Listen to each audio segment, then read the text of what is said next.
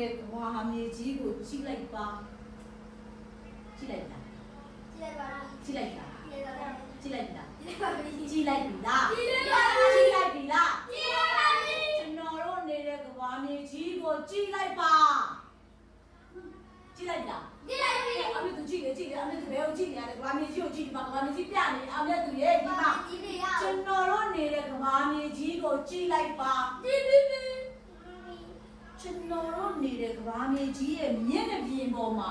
တချို့နေရာတွေက6တွေ့တဲ့ကုန်းမြေတွေဖြစ်ပြီးတော့တချို့နေရာတွေကရေတွေလွှမ်းမိုးနေပါတယ်